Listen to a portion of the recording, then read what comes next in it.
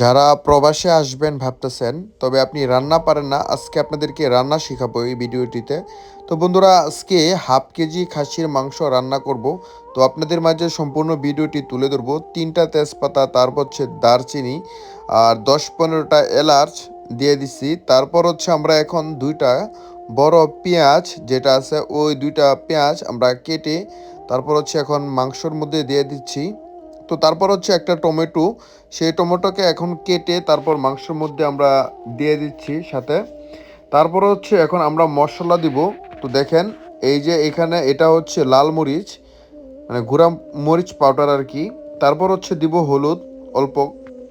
তো বন্ধুরা, এই যে দেখেন হলুদ দেওয়া শেষ। তারপর হচ্ছে আমরা মিক্স মশলা যেটা, সেই মশলা দিব অল্প করে।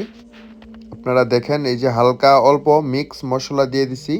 তারপর মিক্স মশলা দেওয়ার পর হচ্ছে আদা পেস্ট যেটা আছে ওইটাকে দিয়ে দিচ্ছি অল্প করে 2 চামচ। তো সেই আদা দেওয়ার পর এখন আমরা হালকা করে তেল দিয়ে দিচ্ছি। তো সেই তেলগুলা দেওয়ার পর এখন এটাকে মিক্স করব। তো দেখেন এটাকে এখন মিক্স করা হচ্ছে মাংসগুলাকে।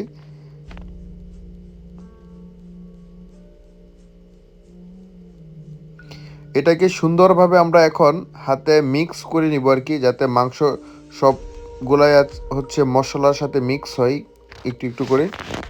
তো সেই মিক্স করার পর আমরা এখন এটাকে চুলায় বসায় দিব আগুনের নিচে। তো দেখেন আগুনে বসানোর পর আমরা হচ্ছে 10 মিনিট পর এখন আমরা এটাকে হালকা পানি দিয়ে তারপর হচ্ছে এটাকে আবার 20-25 মিনিট রেখে দিব।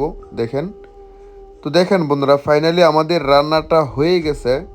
তো আমরা এখন খাবো আর কি, যার কারণে প্লেট নিয়ে আসছি। প্লেটের মধ্যে ভাত রেখে এখন আমরা তরকারিগুলোকে নিয়ে নিচ্ছি আর কি সুন্দর করে। দেখেন, তো ফাইনালি আমরা এখন খাবো। তো আপনারা সম্পূর্ণ ভিডিওটি দেখে আপনারাও শিখে নেন কীভাবে রান্না করবেন।